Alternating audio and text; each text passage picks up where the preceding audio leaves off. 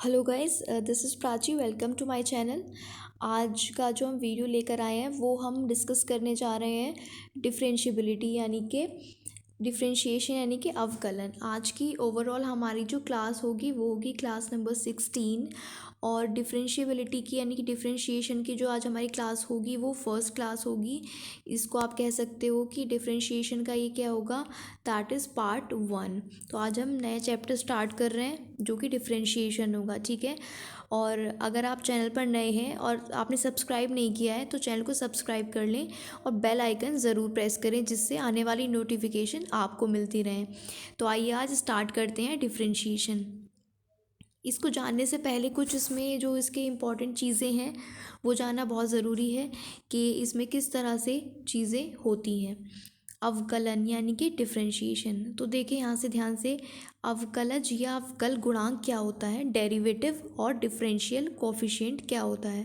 आप जिसको डेरिवेटिव बोलते हो, आपने सुना होगा जब आपने 12th में या फिर ग्रेजुएशन में ये चैप्टर पढ़ा होगा। और या फिर इसको आप डिफरेंशियल कोफिशिएंट भी बोल सकते हो।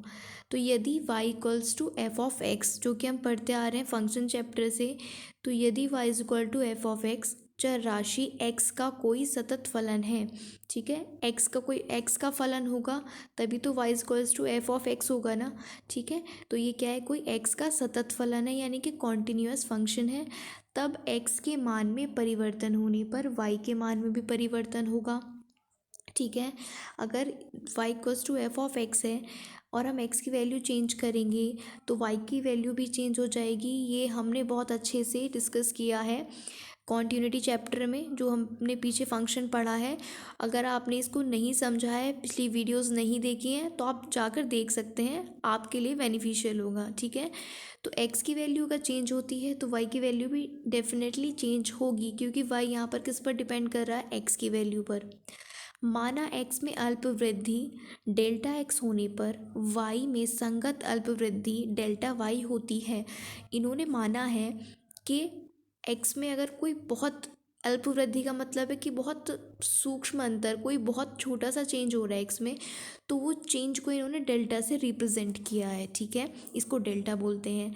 तो अगर x में चेंज हो रहा है तो इसको इन्होंने बोला है डेल्टा x, और x में हो रहा है तो y में भी होना, ठीक है, y में भी होगा। तो y में जो चेंज होगा दैट इज़ डेल्टा y।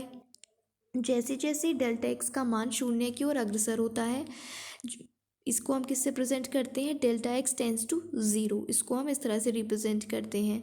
तो जैसे जैसे डेल्टा x ज़ीरो की तरफ बढ़ेगा वैसे वैसे डेल्टा y का मान भी ज़ीरो की ओर बढ़ेगा। अर्थात अगर डेल्टा x y ज़ीरो को टेंड कर रहा है तो डेल्टा y भी ज़ीरो को टेंड करेगा, परंतु इन वृत्तियों का अनुपात delta y upon delta x का मान सदैव एक निश्चित मान की ओर अग्रसर होता है। यानी कि इन दोनों की वैल्यू एक हमें डेफिनाइट वैल्यू मिलती है, ठीक है। इसको हम कह सकते हैं कि limit delta x tend to zero जब करेगा तो delta y upon delta x का मान क्या होगा, निश्चित होगा, ठीक है। आगे ही कहता है limit delta x tends to zero delta y upon delta x को फलन x का y के सापेक्ष अवकलन यानी कि डेरिवेटिव कहते हैं। ये जो चीज़ें हम इस टाइम पढ़ रहे हैं ये आगे यूज़ होंगी, इसीलिए मैं लेकर आई हूँ। तो आप इनको इग्नोर ना करें और ध्यान से इसको समझ लें, ठीक है। तो इसको बोला क्या जाएगा, हम इसको कैसे प्रोनाउंस करेंगे कि ये जो है ये फंक्शन y का x के सापेक्ष अवकलन है, क्योंकि y ऊपर है x नीचे है, तो y का x के सापेक्ष, ठीक है। ये y का x के सापेक्ष क्या है, अवकलज है या डेरिवेटिव है, या आप इसको डिफरेंशियल कोफिशिएंट भी कह सकते हैं। और इसको कैसे रिप्रेजेंट करते हैं, y का x के सापेक्ष यानी कि dy बाय dx, ठीक है।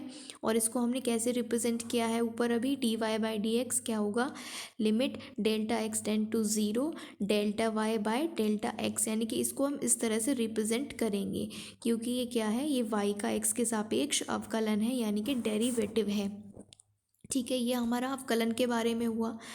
आगे हम क्या देखने वाले हैं, यहाँ पर इसका जो डेरिवेटिव है वो कैसे डिटरमिन किया जाता है। टू डिटरमिन द डेरिवेटिव और डिफरेंशियल कोफिशिएंट, उसको कैसे फाइंड करते हैं, तो थोड़ा सा जल्दी से हम इसको देख लेते हैं। ये कह रहा है यदि चर राशि x का कोई फलन y is equals to f of x है तथा x के मान में अल्पवृद्धि हुई है डेल्टा x, तो y के मान में भी वही अल्पवृद्धि होगी जिसे हम डेल्टा y से रिप्रेजेंट करेंगे। ठीक है, तो हमने क्या फंक्शन लिया है, y is equals to f of x. तो हमने इधर अगर डेल्टा x में वृद्धि की है, x में डेल्टा x की वृद्धि की है, तो इधर भी डेल्टा y की वृद्धि हो जाएगी, दोनों साइड वृद्धि होगी। इतना क्लियर है आपको? तो आगे क्या होगा, हमने इनको दो इक्वेशन मान लिया, इसको 1 और इसको 2, दो इक्वेशंस हैं ये। ठीक है, हमने क्या किया, आगे इक्वेशन में से जो सेकंड वाली थी उसमें से फर्स्ट को माइनस किया। ठीक है, इससे हमारा एक जो हम प्रूव करना चाह रहे हैं वो निकल कर आएगा। तो हमने 2 में से 1 को माइनस किया यहाँ पर। ठीक है, इसको जब माइनस किया तो यहाँ पर y से y कैंसिल हो जाएगा, यहाँ पर क्या बच जाएगा, आपका डेल्टा y बच जाएगा। ठीक है, यहाँ पर सिर्फ क्या बचेगा, डेल्टा y बचेगा इस वाली साइड में। ठीक है, डेल्टा y बचेगा और यहाँ पर ये वैल्यू रहेगी जो है इस टाइम पर। अब हमने क्या किया, दोनों तरफ हमने डेल्टा x से डिवाइड किया। आप देख रहे होंगे यहाँ पर तो केवल डेल्टा y बच रहा था, हमने डेल्टा x से दोनों तरफ डिवाइड किया क्योंकि हमने ये फॉर्मूला बनाना है इसलिए। ठीक है, अब और हमने फिर क्या किया, दोनों side limit delta x tends to zero, हमने दोनों साइड ही लिमिट ले ली है। अब हमने अभी पीछे फॉर्मूला क्या पढ़ा है, D Y by D x is equals to limit delta x tend to zero delta y by delta x. तो हम इस इक्वेशन में क्या करेंगे, जो हमने अभी इसकी पूरी वैल्यू निकाली है ना, ये वाली वैल्यू, इसकी वैल्यू जो राइट हैंड साइड है यहाँ पर, ये वैल्यू हमने यहाँ पर निकाली है, इसकी जगह हम ये वैल्यू पुट कर देंगे यहाँ पर, तो हमें ये वैल्यू मिल जाएगी। यानी कि D Y by D x क्या हो जाएगा, limit delta x tend to zero f of x plus delta x minus f x upon delta x. ठीक है, यहाँ पर आपने डेल्टा लिया है कोई राशि के रूप में, है ना, इसको आप h से या k से भी रिप्रेजेंट कर सकते हो, जैसे कि इस इक्वेशन में दिखाया है, D Y by D x limit h tend to zero f of x plus h minus f x upon h, यहाँ पर उस वृद्धि को रिप्रेजेंट कर रहा है। आई होप यहाँ तक आपको क्लियर होगा। ठीक है, अब कुछ इंपॉर्टेंट पॉइंट, जैसे यहाँ पर लिखा है कि परिभाषा के आधार पर अवकलन ज्ञात करने को हम प्रथम सिद्धांत से अवकलन ज्ञात करना करते हैं, अगर हम डेफिनेशन से अवकलन यानी कि डिफ्रेंशिएशन करते हैं। सेकंड पॉइंट इंपॉर्टेंट है, D Y by D x का अर्थ D Y divide D X नहीं होता है कि डी वाई को डी एक्स से डिवाइड कर दो। इसका अर्थ दो छोटी राशियों डेल्टा वाई और डेल्टा एक्स के अनुपात की सीमा है। हम सीमा नहीं देख रहे हैं यहाँ पर कि ये अगर डेल्टा एक्स ज़ीरो को टेंड कर रहा है तो ज़ीरो डेल्टा वाई भी ज़ीरो को टेंड करेगा, तो ये इनका डिवाइड नहीं इनको किया जा रहा है, ये इनका एक क्या है, रेशियो है। ठीक है, इसके बाद यहाँ पर अगर आप देखो तो d Y by D x का क्या अर्थ है यहाँ पर, तो d Y by D x of y, यानी कि वाई की जो भी वैल्यू होगी आपको उसका क्या करना है, एक्स के सापेक्ष आपको उसका डिफ्रेंशिएशन करना है। ओके,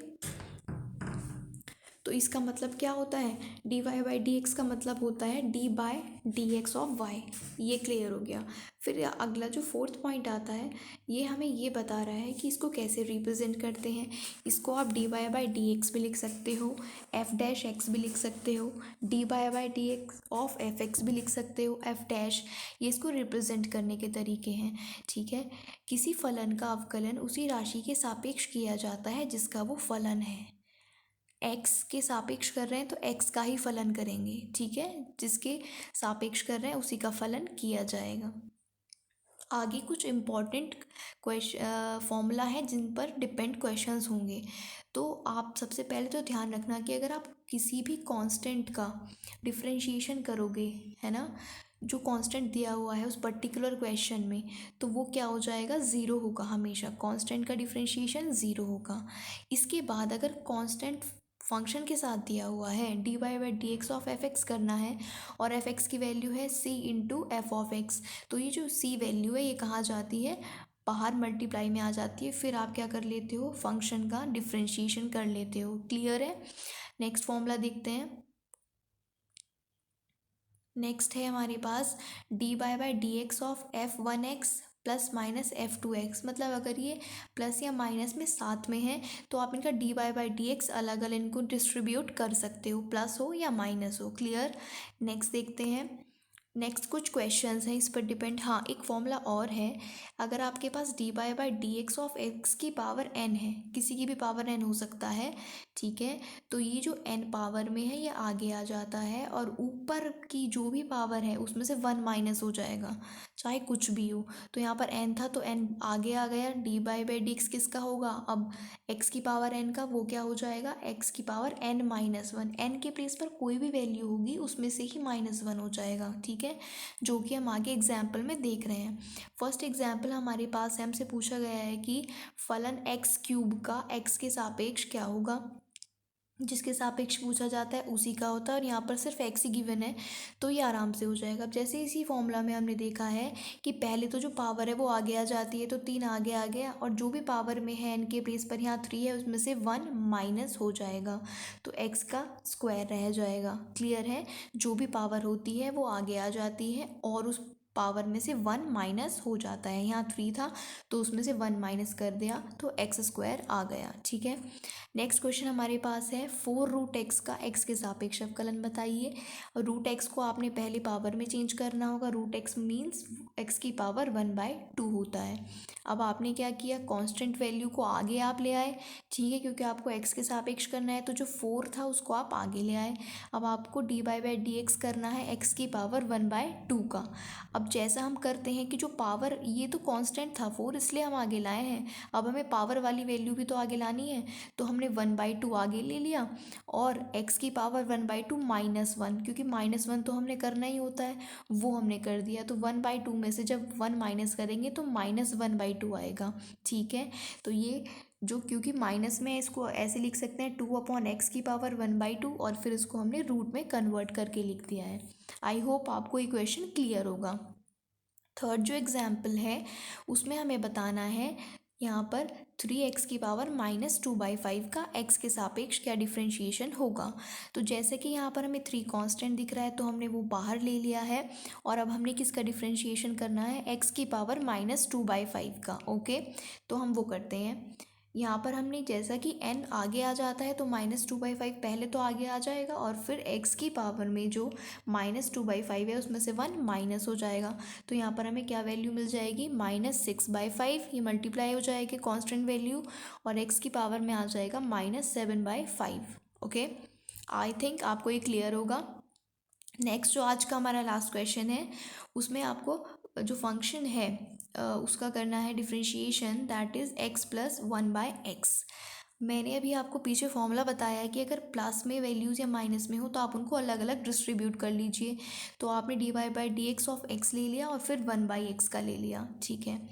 यहाँ पर आपने क्या किया, यहाँ पर तो x की पावर कुछ नहीं है तो आप 1 मान लीजिए और 1 कांस्टेंट है तो आगे आ जाएगा और x की पावर जो 1 है उसमें से 1 माइनस होना ही है अकॉर्डिंग टू फॉर्मूला, तो x की पावर 0 हो जाएगी और किसी की भी पावर 0 होती है उसकी वैल्यू 1 होती है, तो यहाँ तो 1 ही आ जाएगा पहली टर्म में। अब दूसरी टर्म देख लेते हैं, ये 1/x है, x ऊपर जाएगा तो x की पावर -1 हो जाएगी। अकॉर्डिंग टू फॉर्मूला -1 तो आगे जाना चाहिए, तो -1 आगे चला जाएगा। इस वाले लाइन में आप देखिए -1 यहाँ पर आ गया है और इसमें से -1 हो जाएगा, तो ये क्या आ जाएगा, x की पावर -2। तो ये हमारा यहाँ पर 1 है, यहाँ पर x की पावर -2 है और अगर आप इसको नीचे लेकर आओगे तो ये पावर जो हो जाएगी प्लस में और आपका आंसर क्या आ जाएगा, 1 - 1/x² will be the answer. I hope आपको ये क्वेश्चन समझ आए होंगे। चैप्टर आज स्टार्ट हुआ है और इसमें जो कुछ चीज़ें हैं वो यूज़ हो रही हैं पिछली भी क्लासेस की जो हमने वीडियोस आपको दी हैं। अगर आपने नहीं देखी हैं अभी तक तो जाकर चैनल पर ज़रूर देख लें और अगर वीडियो अच्छी लगी है, आपको जेन्युइन लगी है, तो आप वीडियो को लाइक अभी कर दीजिए और शेयर करना ना भूलें और सब्सक्राइब नहीं किया है तो प्लीज़ अभी चैनल को सब्सक्राइब कर लें। Thank you.